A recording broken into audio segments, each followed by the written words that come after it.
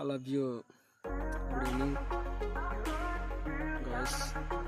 ఏంటి అంటే మనకి ఇప్పుడు ట్రెండింగ్లో బాగా వైరల్ అవుతున్న మాట ఏంటంటే మన ఐబొమ్మ రవి గారు చాలా ట్రోల్ చేస్తున్నారు కొంతమంది పెద్ద పెద్ద డైరెక్టర్లు, హీరోలు. అందులో శివాజీ గారు, కామెడియన్ శివాజీ గారు అయితే మరి ఇంకా ట్రోల్ చేస్తున్నాడు. ఎలా అంటే ఏమన్నారంటే, ఒక అతను ఇంటర్వ్యూ చేస్తే ఒక ఛానల్లో చూశాను. ఏమని అన్నారంటే,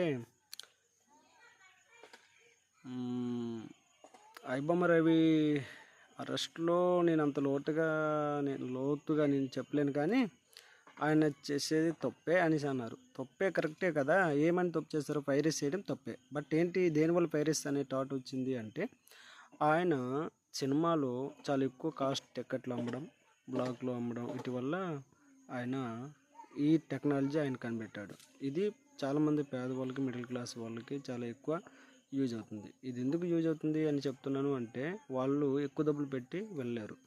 ఆ విధంగా ఇంటర్వ్యూ మొన్న చేసేటప్పుడు రవి చేసేది తప్పే అనేసి ఆయన చెప్పిన మాటల్లో ఇంకొక అతను ఏమన్నారంటే, లేదండి యాంకర్ ఏమన్నారు, రిపోర్టర్ ఏమన్నారంటే, లేదండి మరి పాప్కార్న్ సినిమాకి వెళ్ళాలంటేనే పాప్కార్న్స్ రేటు ఇవన్నీ కూడా చూసుకుంటే బ్లాక్లో టికెట్ల రేటు ఎక్కువ ఉంటుంది కదా, సో దానివల్ల మిగతా వాళ్ళు, మిడిల్ క్లాస్ వాళ్ళు, పేదవాళ్ళు ఎక్కువ సేపే కదండి ఐబొమ్మ వల్ల అనేసి అనగానే, పాప్కార్న్ తినడం మానేయండి అనేసి అన్నారు. ఇప్పుడు పేరెంట్స్తో పిల్లలతోనే వెళ్తాము, వెళ్ళేటప్పుడు పక్కన బాగా బలిసినోడు పాప్కార్న్ తింటే పిల్లలు అవన్నీ ఆలోచించరు కదండి. ఆ విషయం శివాజీ గారికి కూడా గుర్తుండాలి ఆ మాట అనడానికి.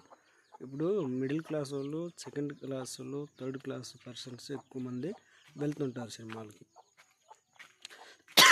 పెద్దవాళ్ళు, పేదవాళ్ళు ఎక్కువ మంది వెళ్తారు. ఉన్నవాళ్ళు చాలా తక్కువగా వెళ్తారు సినిమాలు. ఇది గమనించాలి ఆయన. సో ఇవన్నీ రేట్లు కూడా కరెక్ట్గా ఉంటే ఈ టాట్ అనేది ఆయన కూడా పుట్టుకు రాదు.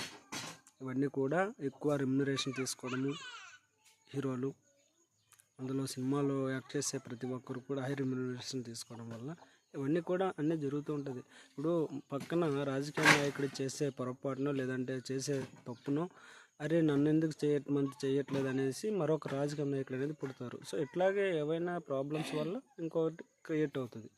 ఓకే, థ్యాంక్ యూ అండి. నేనైతే ఐబొమ్మ రవి చేసింది పూర్తిగా నేను తప్పని చెప్పలేను, మిగతా వాళ్ళకి మేలు చేశాడని నేను నమ్ముతున్నాను. Okay, thank you.